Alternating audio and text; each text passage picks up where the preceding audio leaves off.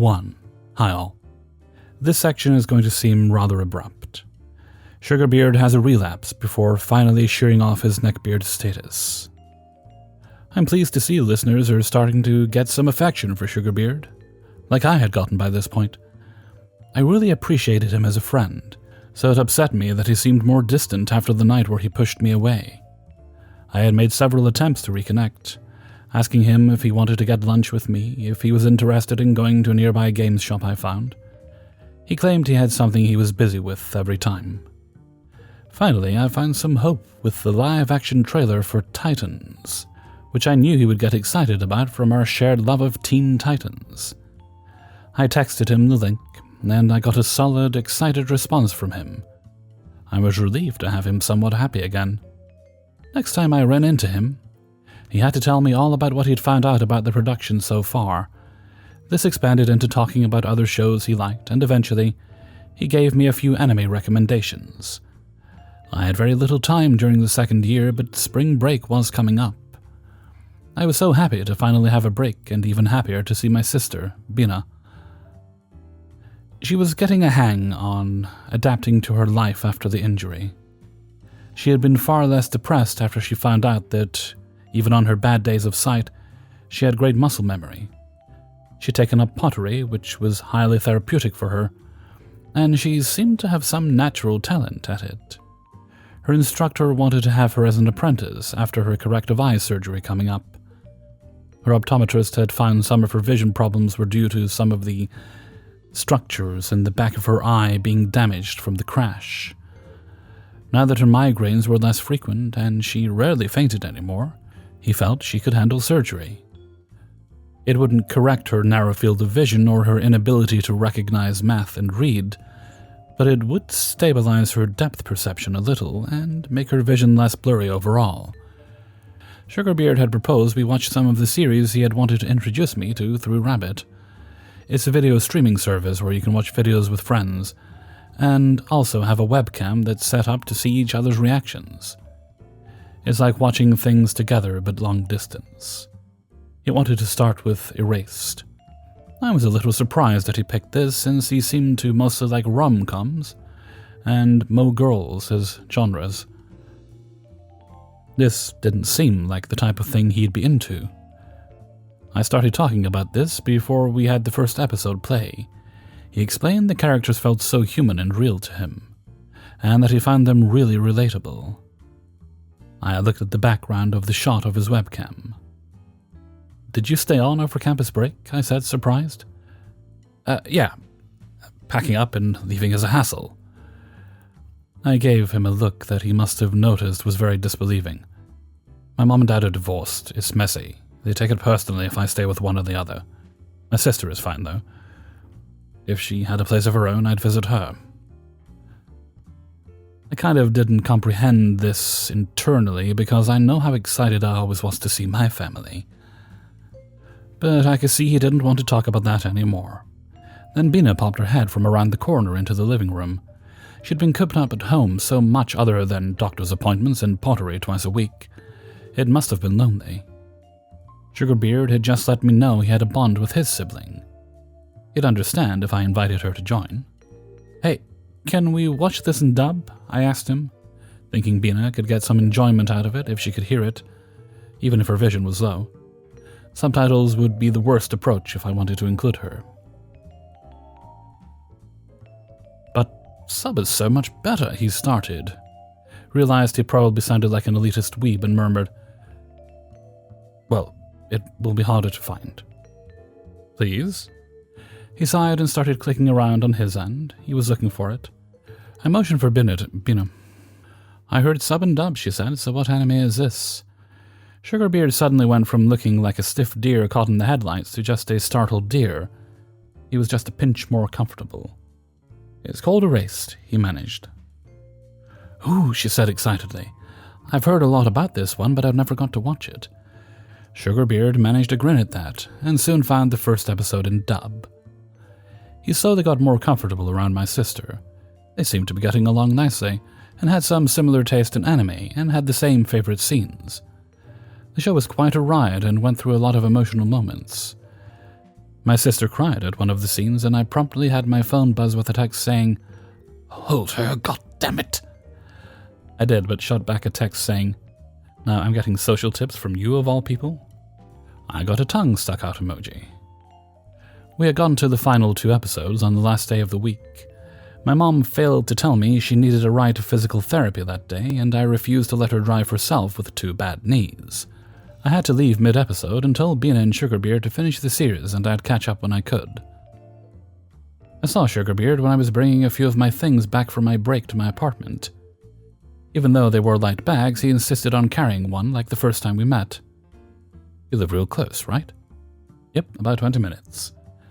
There's a movie theater nearby showing an anime movie I think your sister will like next weekend. Do you think she'd be interested?" "Is it subbed or dubbed?" I asked. "That doesn't matter," he said indignantly. "You're avoiding the question." "It does matter, Sugarbeard. She's handicapped." A mixture of expressions clouded Sugarbeard's face. "What do you mean she's handicapped?" She's mentally handicapped."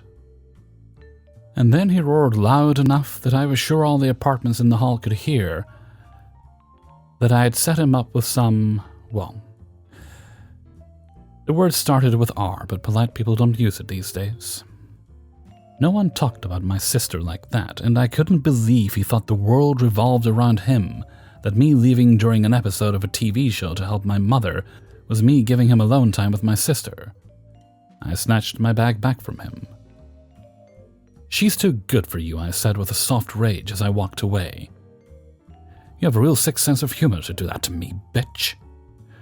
Sugarbeard and I didn't speak again until nearly the end of the semester. 2. I graduated from a small Christian college in the Midwest this past December. My last semester, I was working at a Starbucks walking distance from campus. It was a kiosk-type Starbucks, attached to a local grocery store, meaning no drive-thru, so yay. But it would be in these few months I'd run into Neckbeard. So, some relevant info. My schedule was working mornings, Monday, Wednesday, and Friday, and evenings, Tuesday and Thursday. For my first few weeks, I worked nights with my coworker Anna. But she ended up quitting due to her bag getting stolen while we were on the clock. Neckbeard showed up in one of those rough days while I was still figuring out how to work closing shift solo. It wasn't your typical Beard, he was a chubby, middle-aged black man with thinning hair and stubble instead of a beard. Every time I saw him, he was carrying a gym bag, so I assumed he came for a cool-off after hitting the gym. His order was the same every time, a cup of ice. One night he stopped to talk to me, and that's when I learned the truth of the old saying, "It's the beard on the heart, not the face that counts." Neckbeard wanted to talk about politics, and I decided to humor him. I can already hear someone in the comments screaming how that's a bad idea, so let me explain. We were in a pretty politically moderate area. I live in a swing state that voted Trump in 2016 and Biden in 2020, though my college's town is probably more right-leaning. We were 2 black guys, so I assumed the guy leaned left like me. And I had plausible deniability. If Neckbeard got weird, and boy would he, I could pull the plug by truthfully saying I needed to finish closing the kiosk. So talk we did. Boy did Neckbeard show his ass quick. In that one conversation, I thought I learned everything I needed to know about Neckbeard. I learned he was weirdly fixated on race. Not in the neo-Nazi, we must keep the races pure kind of way. More in that microaggression-y shoehorning of people's races into conversations kind of way. He talked about the races of different politicians, mentioning how Kamala Harris is South Asian and Rashida Tlaib is Palestinian, and calling Chuck Schumer and Bernie Sanders Jew boys. Which is where I pulled the plug. He also had that I'm very smart feel about him. Every chance he could, he mentioned how he went to Howard, a prestigious historically black university in the Washington, D.C. area. And he kept encouraging me to look into the sketchy conviction of an intellectually disabled man for either murder or some other severe charge. Once he finally left, I was confused. I wrote it off as him being part of the Nation of Islam. Hence the name Neckbeard, or Neckbeard. For any non-American readers, the Nation of Islam is an African-Americanized branch of Islam founded in the United States. They're a controversial group. On one hand, Malcolm X was one of them. On the other hand, they not only have some weird ideas about race, thinking that white people are devils invented by a rogue scientist, they're also really up their own asses. If you're familiar with the stereotype of woke black people, a lot of these ideas are parodies of the Nation of Islam. So, weird kind of racist dude who acts like he's got a 300 IQ, can you blame me for thinking he's with the Nation? Fast forward a few weeks, to the week of Halloween, and my first staff meeting. I have served Neckbeard a few more times. Thankfully, he's kept the weird race stuff to himself, and he's even tipped me a few times. My manager, Courtney, praised me in the meeting, saying that I was learning fast and customers had nothing but positive things to say about my service. She even said Neckbeard had complimented me, but she had a weird look on her face when she said it. So did Sam, who was sort of like the second in command, and Ava, a new hire who was transferring over from the grocery store and had sat in on the meeting. So I asked, "What's the big deal with Neckbeard?" Courtney proceeded to open a can of worms. I learned that Neckbeard was a registered sex offender. Courtney learned of Neckbeard's crimes when one of his victims came in to order a coffee, saw him in the cafe, and had a mental breakdown. Almost everything the guy had told me about himself was a lie. His attending Howard, a lie. His plans to move back to the DC area, I'm pretty sure that couldn't happen, due to his being on the registry. He also still lived with his parents despite being in his 40s or early 50s, and rode a bike everywhere. For extra creepy, since our Starbucks was attached to a grocery store, we had our fair share of kid customers. Kids would come after school or ride their bikes to the store and order waters or refresher drinks or frappuccinos. Neckbeard always took a window seat, and Courtney voiced her suspicions that he did that to check out any kids who parked their bikes on the rack right outside. And for one more dose of weird race shit, Ava, who was also of Puerto Rican descent, told me he apparently tried to break down how she wasn't a real Puerto Rican, whatever the hell that means. Suffice it to say, I was creeped out. It got creepier once I took into consideration that both Anna and Ava were still in high school. Shortly after that meeting, Courtney had to implement a new rule. Water cups, which were previously free, now cost 25 cents, unless the water was purchased with something else. This included Neckbeard's ice cups. Now, this was late 2021, when everyone was getting screwed by the supply chain breakdown. It's entirely plausible that Courtney's reason that we had to make up our losses from said screwing up supply chain was legit, but I had to wonder if it was a ploy to scare Neckbeard off.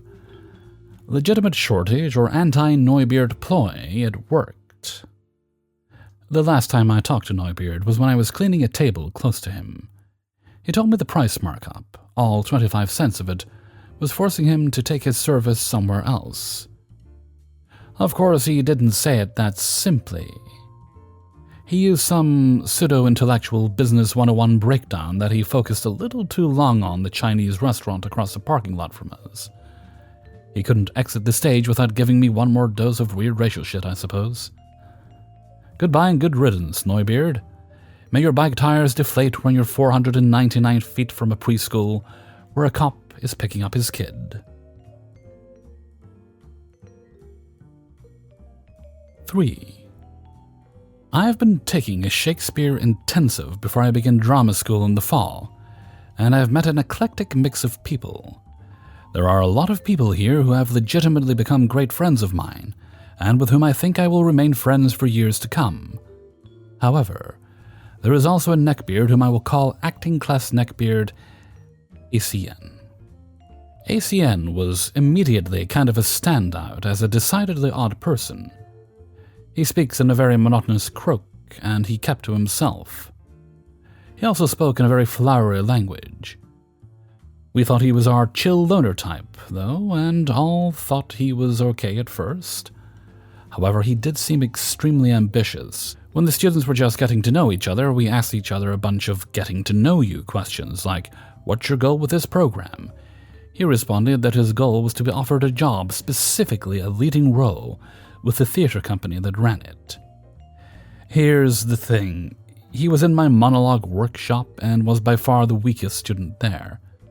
No one minded his lack of talent in and of itself, but he would constantly offer unsolicited acting advice to everyone else, which made people hate him.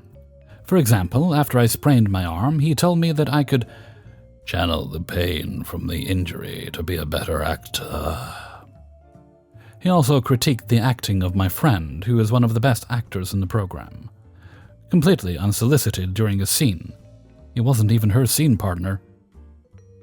His monologue for our workshop was Hamlet's "To Be or Not to Be," which he chose because Hamlet is the prize role for great actors. He had no idea what it was about, never performed the monologue in its entirety, and did not have it memorized as was required. Which brings me to his actual scene partner. Another friend of mine, I'll call her Shayla. They were assigned a scene from Much Ado About Nothing, and he was very indifferent about showing up to class on time, having his lines memorized, being respectful, or actually fucking trying in any capacity. They reassigned her to a faculty member as her scene partner because he was so unreceptive, and he blamed her. He said she was not allowing me space or understanding as an actor, and accused her of poisoning his reputation by starting a smear campaign against him. Meanwhile, he poisoned his own reputation. He randomly pretended to sucker punch me in a movement class, for one. Multiple men in the program also had weird encounters with him by the urinals. When peeing, he would simultaneously fart like a motherfucker and whisper sonnets in the ear of whoever he was peeing beside. Shall I compare thee to a summer's day? Thou art more lovely and more temperate. Also, he showed two of my friends a painting he made of the Berkshires. It was just a strip of paint in the middle of a largely blank canvas with the mountains, all equally tall triangles traced from a straight edge. They tried to pacify him, but he refused to put the painting away until they let it speak to your souls. As my friend Shayla was reassigned to a faculty member to be her scene partner, he was given the option to perform a short scene with a faculty member. They don't get paid enough for this shit. A sonnet, or a monologue. He chose the sonnet, however he was not off book on the day, had it memorized, only knowing the first line. The faculty told him that if he didn't have it memorized by the next day, he would be kicked out of the program. He did ultimately manage to memorize it. However, the faculty told him not to put the theater company on his resume, as he was not dedicated to the program, and as his abilities were not reflective of the company. Despite this, he believes he is the greatest actor of my generation in America. His idol is James Dean.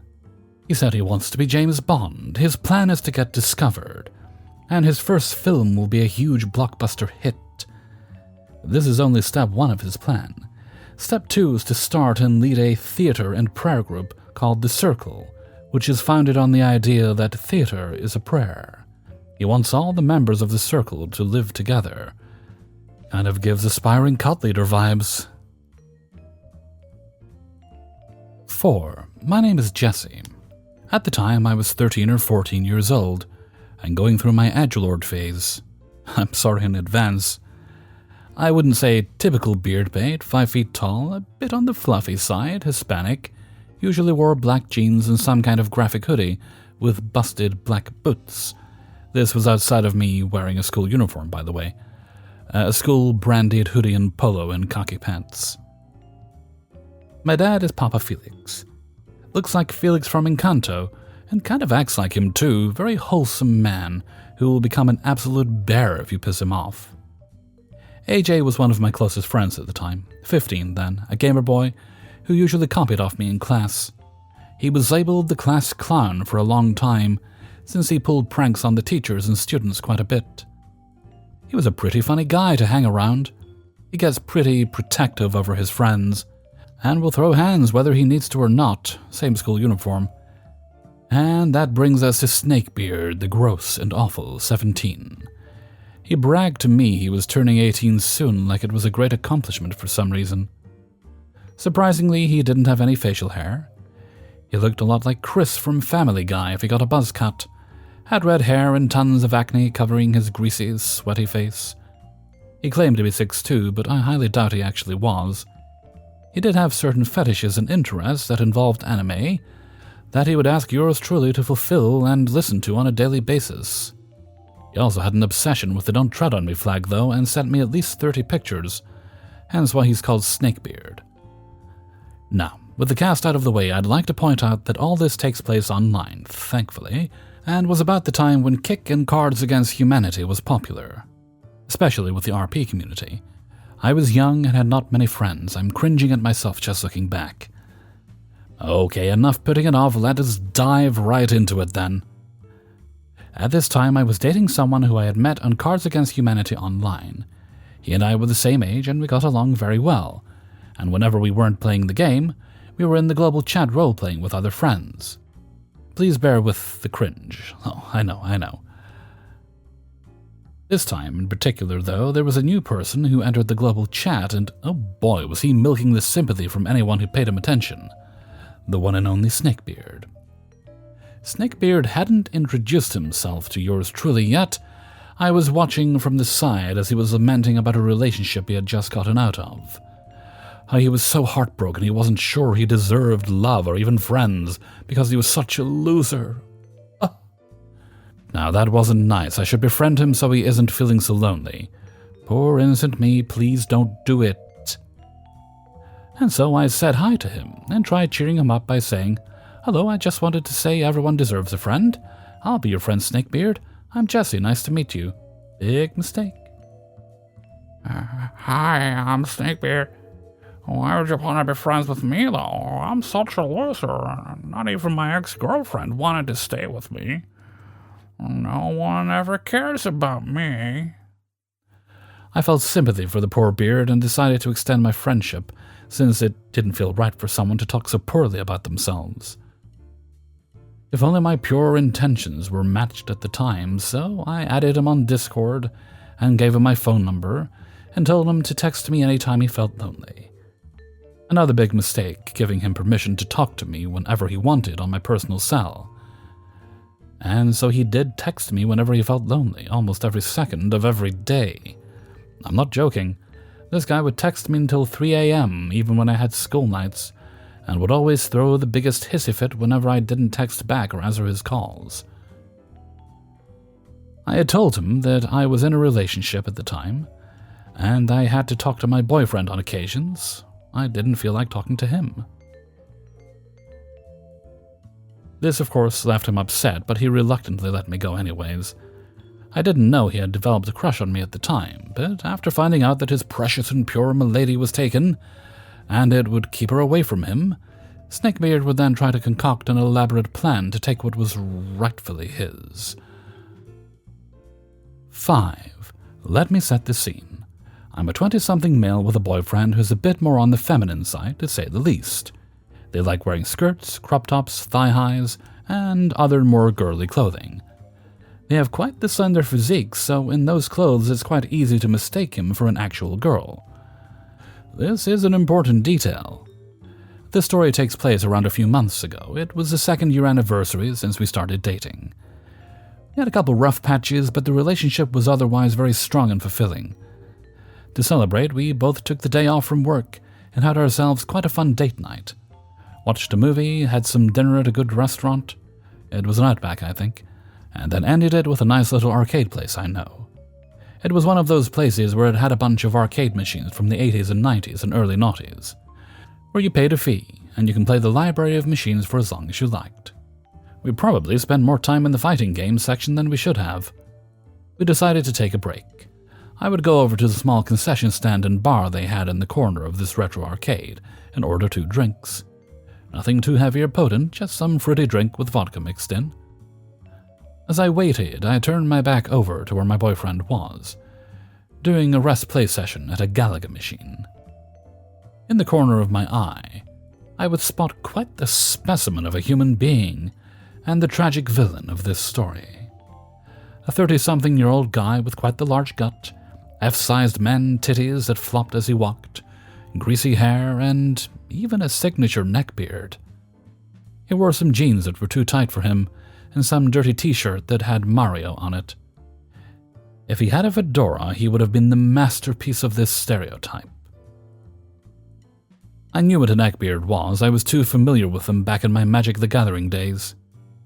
I may have laughed at this modern art masterpiece hobbling across the arcade floor, but I quickly noticed he was making a beeline for my boyfriend, who was still playing Galaga, none the wiser of an IRL Bowser coming over to claim what he probably saw as his Princess Peach. My boyfriend this night was wearing his best stuff. He particularly likes the goth and punk aesthetic, and he really gothed it out. We're talking fishnet leggings and gloves, a black skirt that hung above his knees, black spiky boots, and black lipstick and eyeliner. An absolute goddess to this greaseball. Go figure he locked his beady little pig eyes on him specifically.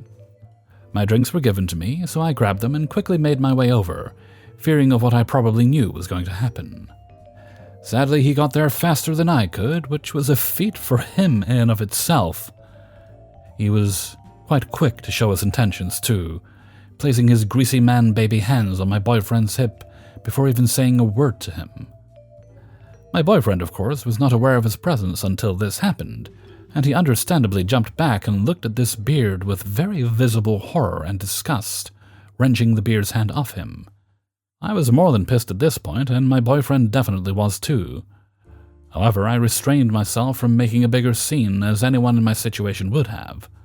Why, you ask? I knew my boyfriend very well, and I knew all too well that he could handle this situation himself. While he was more on the feminine side, he was not a pushover. Far from it.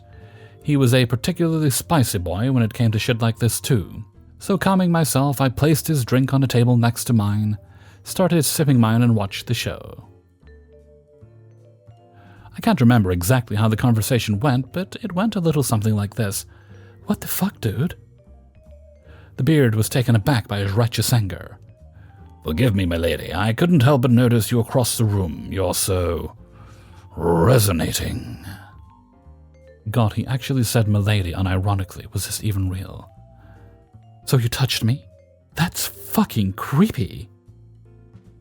I'm so sorry, but I couldn't help myself. You're just so beautiful, and you also like video games. Oh, I never knew someone like you could ever exist. Exist, but not for you. Get the hell away from me, you creep. I'm afraid I can't do that, milady. You can't leave him alone? Why the hell not? This went from funny to now a little intense, but I still knew my boyfriend could handle it. You can't leave me alone? Why the fuck not? Beard made some stupid attempt at eyes of seduction, and what I guess was supposed to be a smolder. Destiny. I decided to jump in now, having finished my drink. Boyfriend obviously still had control of the situation, but I decided it was best time to mess with the beard and horrify him, as he clearly didn't realize the girl he was pathetically flirting with was in fact of the male persuasion and had a dong probably twice the size of his. My boyfriend was still putting on his feminine voice too, so Beard had absolutely no idea. I walked over to boyfriend, wrapping my arm around his shoulder and handing him his drink. He sighed with relief at the sight of me, immediately chugging his fruity vodka. Hey, what's going on? I looked at Beard, pretending to be completely unaware of the situation. I could have blown up on him or just given him a death glare, but I decided just to mess with him for the punchline to this long joke. I was just talking to the lady. Who the hell are you? He was visibly angry at the sight of me. Competition for an already losing game. How dare I stop him from harassing the milady? His boyfriend. I said this with the biggest smile I could muster. His? Don't you mean her? I looked at my boyfriend. He instantly realized what I was doing, and what he himself nearly forgot in a moment. A giant smirk ran across their lips, and gave me a nod. The grand finale was now to commence. No, you heard me right. I'm his boyfriend and he's mine. What about it? The transition from anger to horror was masterfully transitioning on his face, like the end of a Greek tragedy. Whatever greasy erection he was having before instantly went flaccid. You're joking! I don't think I am. You see me laughing? I have a penis, he said, dropping the girly voice to his natural tone. Something still relatively high-pitched and feminine-like, but noticeably male. Beard was deeply horrified. He took a couple steps back, unsure what to do now. Congratulations, my friend. You're gay. Stricken with such horror and confusion, Beard said nothing more and dashed out of the arcade, hearing the clunk of him shutting the door on the way out. Me and my boyfriend burst out into laughter. The rest of the night was pretty great, and we fondly look at that moment to this day. We never saw Beard again, and that's probably for the best. While I'm not exactly sure if he was homophobic, it wouldn't surprise me. He was just wanting tacos and found himself reaching for a hot dog. Hey everybody, Hellfreezer here, and thank you very much for listening to Neckbeards in the Wild, episode 74. And thank you very much to everybody who allowed me to use their stories in this video. Before you go, please hit that like button. Okay, let's see, this is a Sunday. Original upload was Sunday the 10th, for all you historians out there. Let's move right along to Hellfreezer's question of the day. Gonna make it a musical one this time. Name a song that you like, but you don't listen to for years, and every now and again you remember, oh yeah, that's actually really, really good. For me, right now, it's Kate Bush's Wuthering Heights. You know, kind of based on the story of Heathcliff and Cathy and the Moors and all that stuff. And I've always liked it, but I've forgotten just how really good it is. Everything about it, the falsetto, the way she lowers her voice, everything. Even the dancing is hypnotic. I've been watching... I mean, it doesn't hurt that Kate Bush is a very attractive woman, but the dancing is just, it mesmerizes me watching that video. The many videos, because there's a whole bunch of different videos for it. I've even been kind of listening to covers and kind of looking for people trying something a little different with it, but there's a lot of people also doing the first, you know. Heathcliff, it's me, I'm Cathy, I've come home. Okay, well, I can't go that high, but you get the idea. And there's some very, very impressive attempts at covering it, I must say, but not quite surpassing the original. And not to say that you can't personally find a version you will like more than the original, because I've done that. So that's the one I'm into at the moment. So what are some of your favorites? Those ones that spring up and you're like, oh yeah, that's such a good tune, and you just, it's there, it's on your playlist, you're playing it on repeat for days after. Leave your answers in a comment below. Okay, and with that, I'm going to head off for now. So until next time, thank you very much for listening, and take very good care of yourself.